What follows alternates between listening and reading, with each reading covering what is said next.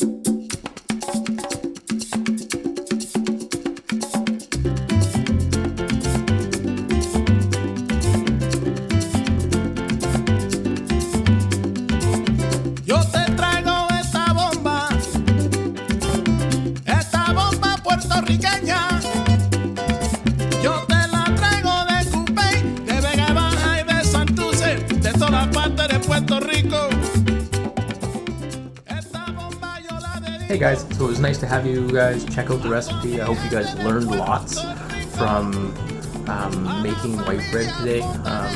Hopefully you guys tried it with your own recipe that you guys developed, and that just from one dough that you guys can make different types of breads, different types of buns. So I made the dinner buns and Scottish Baps and bread today. There's still so much more. Like you could roll that bread in sesame seeds, or roll it in poppy seeds. You could knot it or tie it or whatever you want to do with it. The sky's the limit. So anyways, thanks for watching. Don't forget to subscribe, and we'll see you on the next video.